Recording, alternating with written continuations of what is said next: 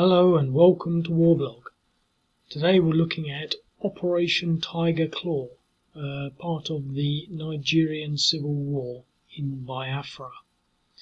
I've done a few of these now. It's sort of compact war in the sense that I could quite easily capture the whole war, which is about 2 years, so it's not a short war, in a complete set of scenarios. I probably won't. I mean, it's like trying to do the whole Vietnam War in just 262 scenarios or something like that. But this one's interesting, sort of like the others, I guess.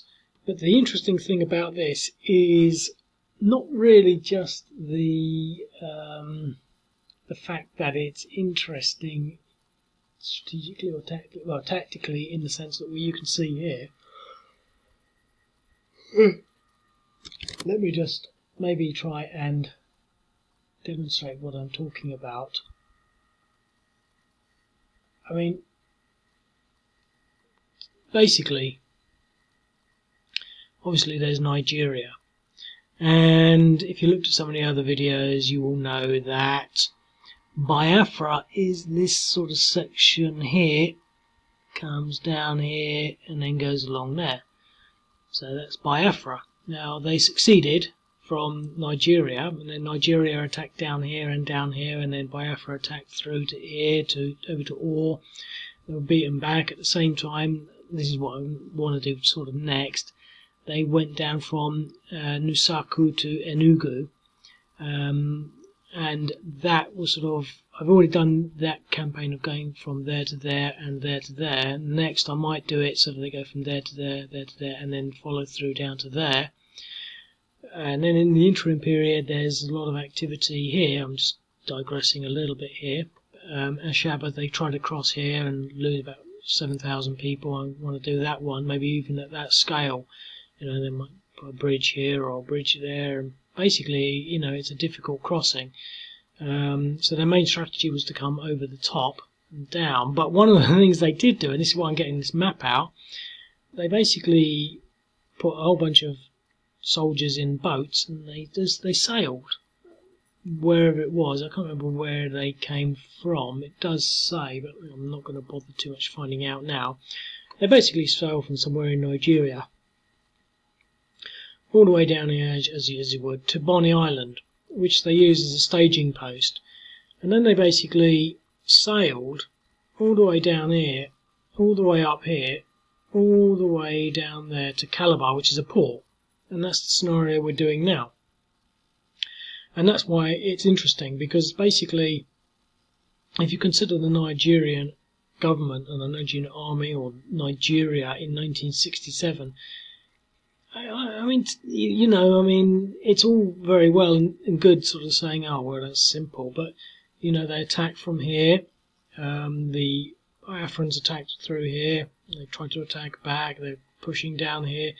They actually had the common sense to actually do an invasion. I mean, it's almost as significant as the Incheon landings, or Incheon. I can never remember these names, North Korea, which was supposed to be a strategic act of genius, so to speak. Let me have a look at Korea on my other screen. I've only got two. The Battle of Incheon. That was 1950, so they, so obviously this is 67, so they didn't copy the Nigerian moves, but it's one of the things that just appeals to me about the whole sort of modern war genre, is that, no one really knows anything about the Biafra War, or, even where Nigeria is. I mean, Gambia, that was a good one. Guinea-Bissau, we've done that. Liberia, the Ivory Coast, got the David. Ghana, I think we've got something in Benin. We've got Nigeria, Central African Republic. We've got all these things, and you know, as backward as you might think they are, or want, or in your ignorance believe them to be, you get things like this, little gems, and here we are. So this is basically their naval assault. So we're going to the play mode, and it's just so interesting in how they do it. And they start off with, so there's the Marines. I'm not sure whether I have to move there or there, and anyway, we can practice. Let me just practice first. Yes, so I can land. Now basically the first thing they do is they take over a cement factory. Now the going's not simple and easy, but the thing that the Biafran forces faced was the sense that they couldn't counterattack, and to some extent you can see that as being the case. Now these Marines would have a difficult problem attacking these Biafran units in that dense urban environment. But you know, they will get it eventually. When we've got this air power to help out, we get more Marines coming in later, and there's only 4 of them, and, you know, we've got more troops. I mean, essentially, it'd be interesting to see how it does work out, but as sort of true to history, these units, they can't really afford to counter-strike, so we've already landed in Calabar, which I think it's called, Calabar. And I mean, no movement left, so I think, to be quite honest, I'm just going to put everything in there. So that gives us the surprise naval landing. We're going to use we've only got one strike at this, so I'm not sure how best to do it, but these are MiG-17s that they got from Russia.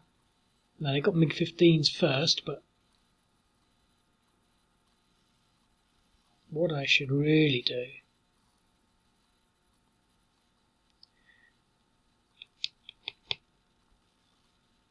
because they're going to recover if they just sit there. Let me just continue. I was going to sort of wait until the second turn, no effect.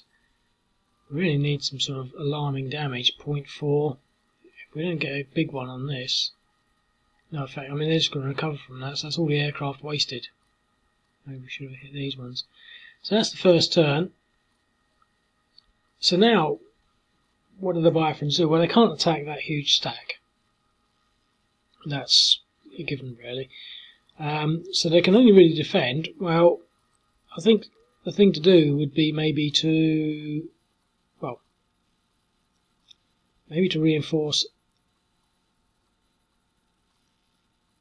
this place here.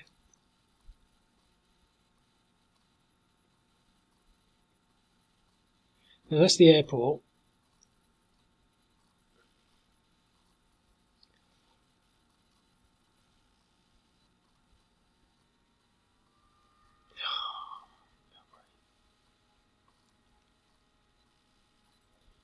Okay.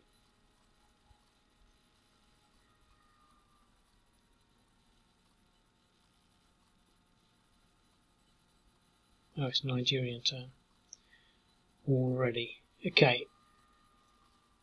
I'm going to move some units into here to get the flank.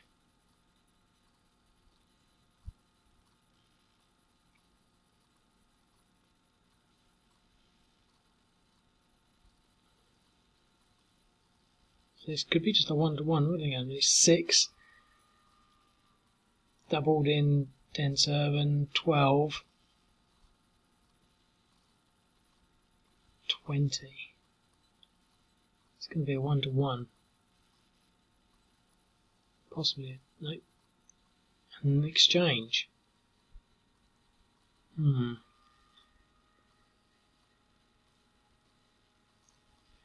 So, if they sit there and recover, but what they can do, which we should have done last time, is an attrition on this unit here.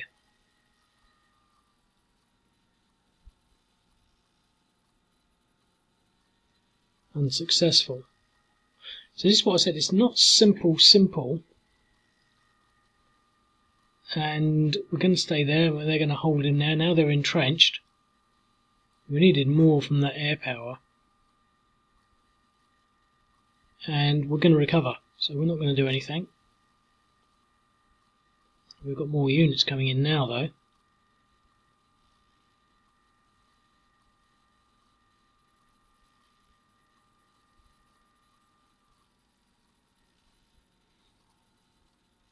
Try some more attrition. Now, they order some reinforcements. They say we need reinforcements, and unsuccessful. And the reinforcements is basically the 7th, I believe. It's the other sort of battalion. You'll see it in the order of battle. And they said they wouldn't come because basically they'd lent their machine guns to another sort of military unit that was further north fighting the Nigerians. And if you can believe that, they lent their machine guns. So all they had were bolt-action rifles, and they didn't want to come. And eventually they were forced to, or they were somehow, you know, they agreed to embark. Now I don't know what that means. They arrived by canal or by road, but by water or by land. But I brought them on by land, but they're all at 113s. But I just thought, again, it's another interesting element. I mean, it's, you know, quite often you hear about the Russians only having one gun for 3 people, and then, you know, following the first person around until they die. Obviously, that's quite a wide story, quite a well-known story. But this, you know, is equally intriguing. They lent their machine guns to someone else and only had bolt-action rifles, and they got trunched because by the time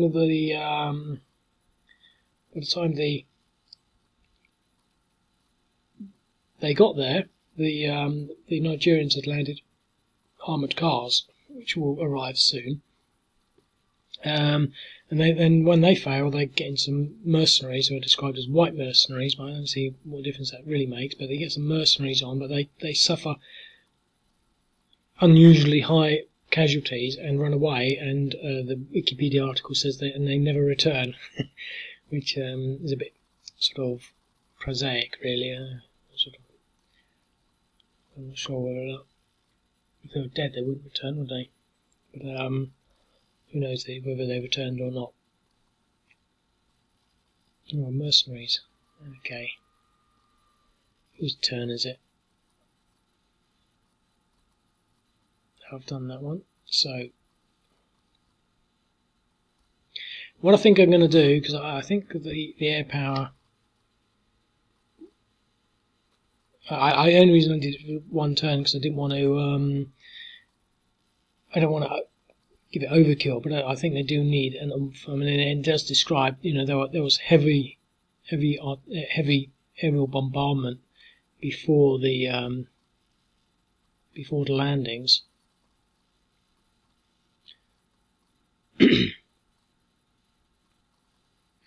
So they're going to take a while to get anywhere.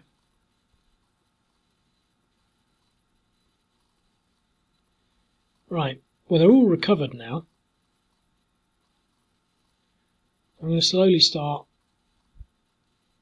shuffling them round, and can now start to do attrition back. Now hopefully, I do like these attrition rules, and hopefully they'll actually play some dividends in this scenario, because this is the same sort of scenario that they're 1 to 2 odds. Well, I'm not sure actually the odds actually have any effect, but you know, when there's a lot of urban activity with 2 sides that really can't afford to assault, etc., etc. But I want to sort of move myself around to it. If I'm going to be doing anything, I want it to be against the objective. And again, this is another thing about war games. You know, I think that you don't necessarily have to attack if manoeuvring is something that can achieve the odds, the outcome that you require. So I'm not going to do another attrition on the Biafrans. Obviously we can move the Marines up there because I've only got 30 seconds left. Let's move everything round a bit. And then do an attrition. See whether we can actually set a precedent or whether it's going to never be any use. None. But I think we get a 1-to-1 on that, and we start rolling with 1-to-1s and hopefully get rid of them. 1, 2, 3. We could surround them and get a 1-to-1. So that's it. I find that an interesting scenario. I do, for the reason I'll mention it first, and I'll speak to you later.